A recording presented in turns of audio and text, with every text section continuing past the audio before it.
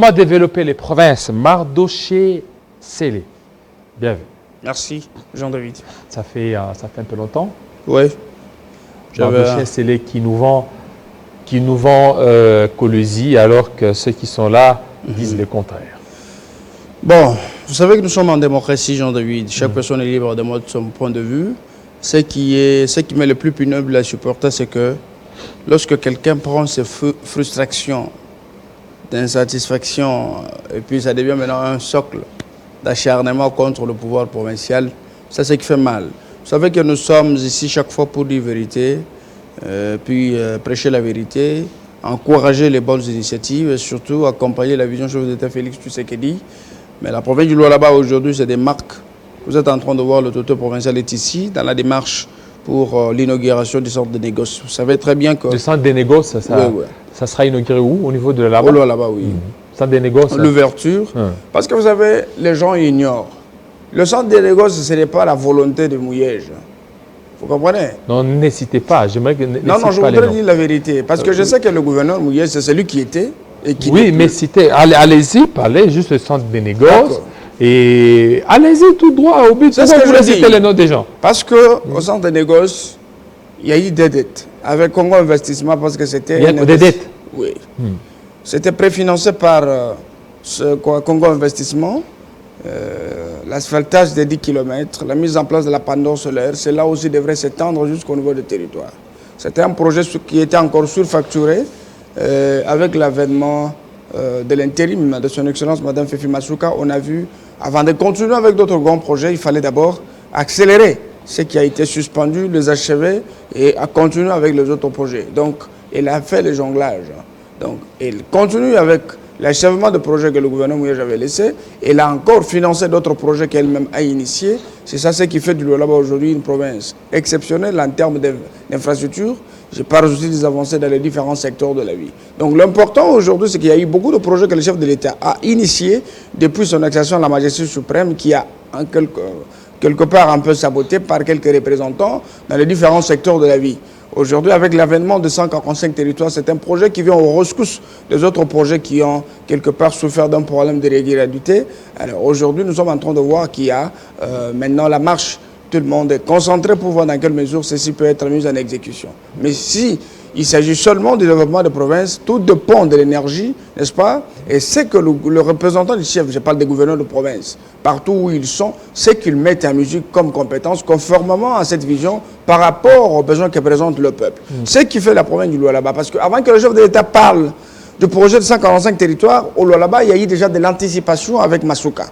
Qu'est-ce qu'elle a fait, Masuka? Elle avait commencé par mettre en place, n'est-ce pas, le programme de 145, excusez-moi, la pendule solaire avec photovoltaïque nouvelle génération.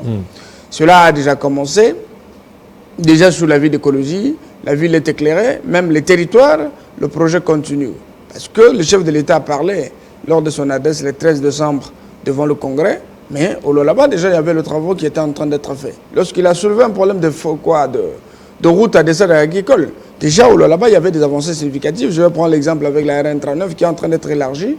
Mais Masuka était aussi allé plus loin pour toucher même la RN1, la route nationale numéro 1, parce qu'il fallait l'élargir, permettre à ce que cette route serve aussi aux intérêts de 4 provinces. À l'époque, il y a eu 3 gouverneurs qui se sont mis ensemble pour faire ce travail, mais ils avaient capoté. Mais alors maintenant, le centre des négoces, là, c'est quoi son utilité? Le centre des négoces fait en quelque sorte comme un marché où les artisanaux miniers doivent faire leurs activités de vente et achat de minerais dans des conditions qu'il faut. Et ceci va permettre d'attribuer plus de crédit à cette catégorie de personnes qui travaillent beaucoup, mais quelque part un peu négligées. Vous comprenez? Donc, ces travaux ont été initiés à l'époque du gouverneur Mouyej, mais suspendus. Parce qu'il y a eu un désordre dans le financement de ce grand projet et tout était préfinancé, mais le gouvernement provincial est resté redevable à cette société qui n'a rien touché de ce gouvernement. Il y a eu encore une escroquerie au niveau de la filiale minière de Congo Investissement qui avait financé une coopérative qui appartenait à l'un des membres de la famille du gouverneur Mouyej à la hauteur de 6 millions de dollars. Et ceux-ci n'ont pas reçu quelque chose. Il y a eu un grand désordre dans l'accompagnement, n'est-ce pas? Par rapport au Congo Négoce. Congo Investissement. Alors, centre de négoce, Masuka s'est impliqué. elle s'est nécessairement impliquée d'abord pour mettre Congo Investissement dans l'espoir que tout ce qu'ils avaient pas financé, ils vont y avoir. Et ça a été inauguré quand? Non, non, là, l'autorité est à Kinshasa pour prendre langue avec l'autorité de tutelle. Je parle de Madame la ministre de Mines pour voir dans quelle mesure les conditions peuvent être prises afin que ce centre de négoce soit inauguré. Je pense dans quelques jours, quelques semaines, déjà, l'ouvrage serait inauguré pour permettre à ces gens de pouvoir continuer. Parce que vous voyez, c'est juste avec l'artisanat minier que le Lualaba est debout, sans tenir compte des différentes sortes de ressources de l'État. Mais le Lualaba est debout seulement avec l'artisanat minier qui a essayé de tout changer. Parce que nous sommes à 51% des participations financées de la province au niveau national. Et aujourd'hui, la province a asphalté autant et autant de routes avec une usine, parce que c'est une nouveauté. Asphalté? Bien sûr. Vous savez, au Congo, il n'y a jamais eu une usine de fabrication de bitume ici. Il n'y a pas une province parmi les 26 excepté le Lualaba. Et c'est sous Masuka que ce grand ouvrage a eu lieu. Et on a asphalté plus de 8 avenues. Sur les 34 déjà financés. Le travail continue toujours. Il y aura l'inauguration du grand ouvrage, n'est-ce pas? Ou Ngungandu Tchata, c'est pour bientôt. Et aujourd'hui, la province du Lualaba se sent fière pour le travail qu'a battu l'autorité provinciale au niveau de la maximisation des recettes. Parce que vous savez, pour maximiser les recettes, il faut fermer le robinet des doublements de fonds. Là, je parle de l'évasion fiscale.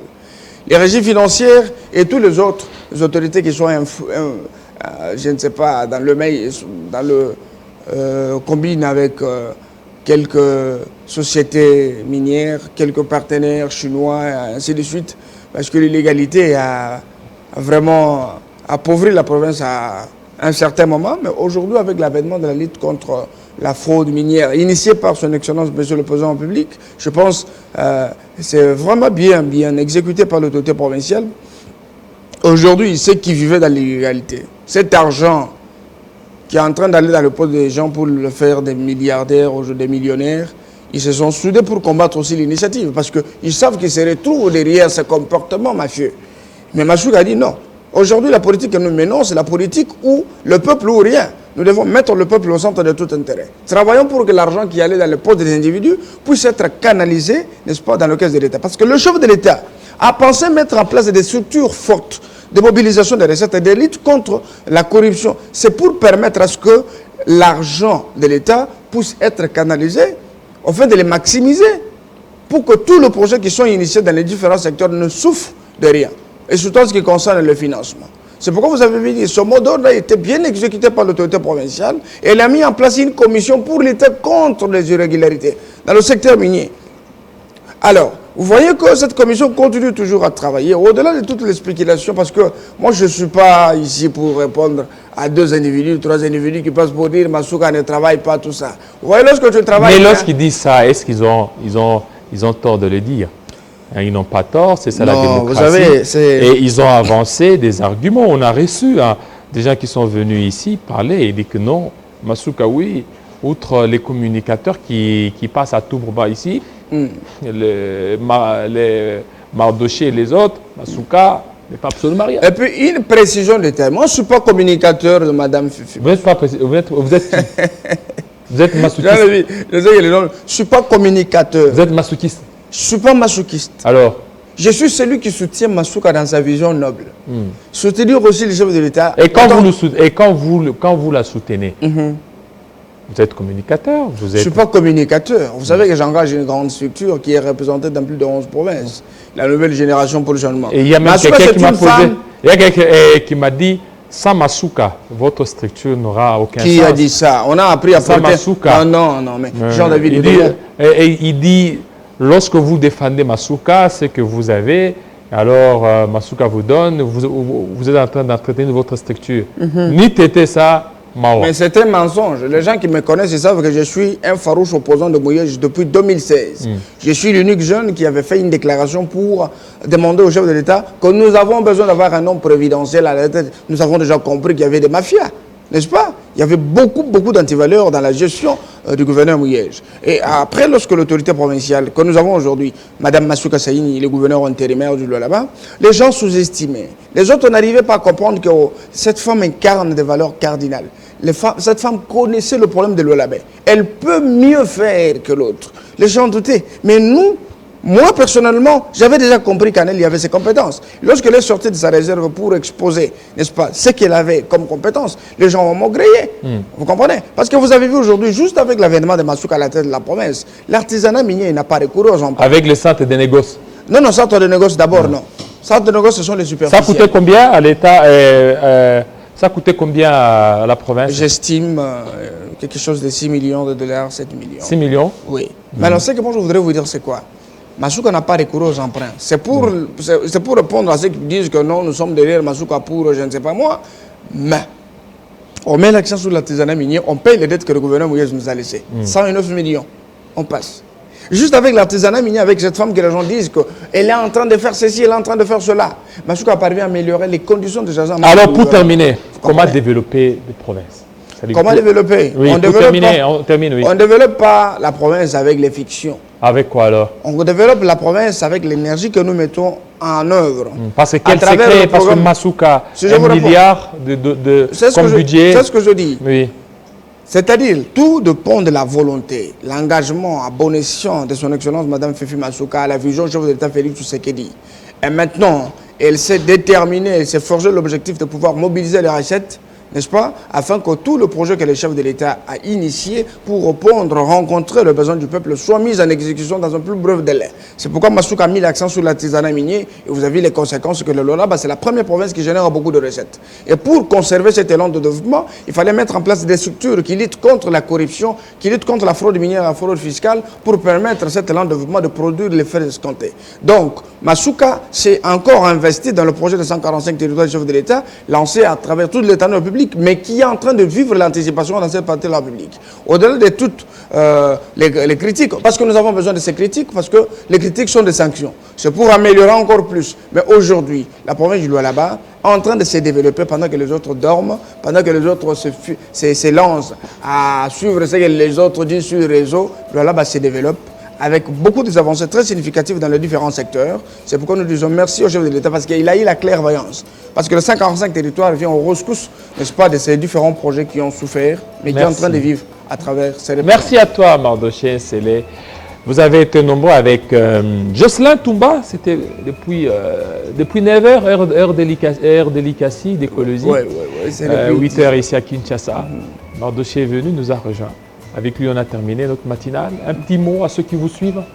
Bon, brièvement, je voudrais demander à tous les Congolais en général, les Lualabais en particulier, de faire confiance à l'autorité nationale, notre première institution, excusez-moi, à son Excellence, Monsieur le Président de la République, Félix Tshisekedi, faire confiance à sa représentante, son Excellence, Mme Fifi Masuka Saini, qui travaille dans la vision du chef de l'État, parce qu'il s'agit de notre avenir, il s'agit de notre salut. Nous devons accompagner le chef de l'État à tous les niveaux. Merci beaucoup. Ciao à tous nos fidèles téléspectateurs. Restez branchés sur Télé 50 tout à l'heure. Peut-être minute joyeux anniversaire. Restez branchés sur Télé 50. À très bientôt.